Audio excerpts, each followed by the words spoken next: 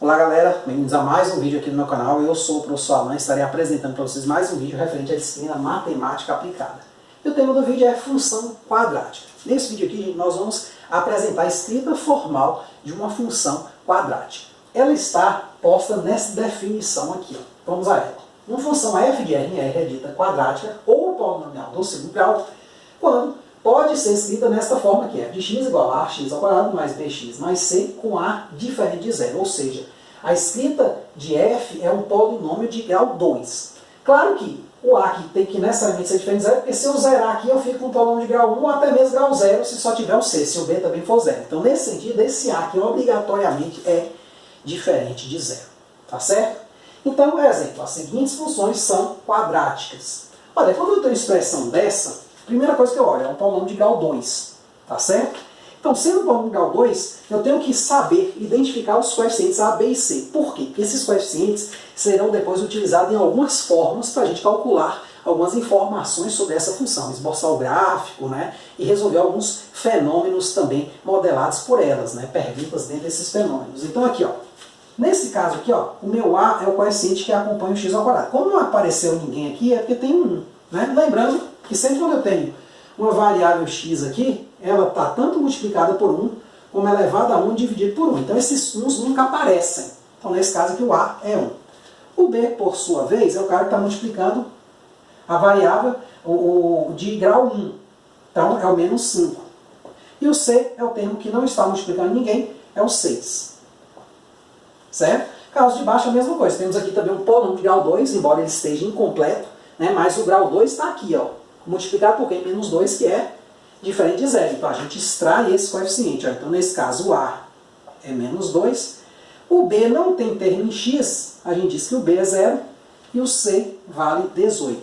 Né? Então a gente faz assim, ó, quando a gente tem assim ax ao quadrado mais bx mais c, que esse cara é 0, a gente pode completar. Por exemplo, nesse caso aqui seria menos 2x ao quadrado mais 0x mais 18.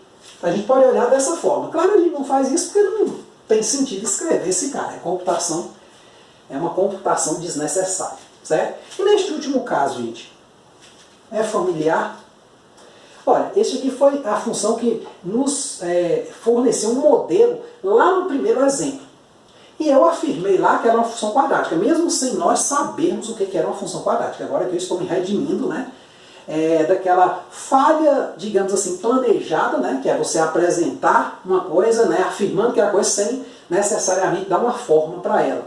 Mas observe, ó, aqui eu tenho um polinômio de grau 2 da variável t. Né? Eu não preciso sempre usar x. Em matemática a gente usa x, mas na física, em outras áreas, a gente usa variáveis convenientes. No caso aqui, t para lembrar tempo, h para lembrar altura. Certo? Então, nesse caso, ó, o coeficiente que está multiplicando o t ao quadrado é quem? O 4,9 negativo. Então, esse cara que é o a, mesmo que ela vinha desorganizada, é só a gente olhar essa posição aqui, ó, do x ao quadrado, do x e de ninguém, ou seja, do t ao quadrado, do t e do termo independente. Então, no caso aqui, o A vai ser menos 4,9, o B vai ser, no caso, 100, e o C, que é o termo que não multiplica nenhuma variável, no caso, não multiplica t, não apareceu, vale 0. Mas ainda assim nós temos, né, como afirmado lá no primeiro vídeo, uma função, né, quadrática descrevendo o que? O lançamento de um objeto, né, a partir do solo, né, num ambiente, claro,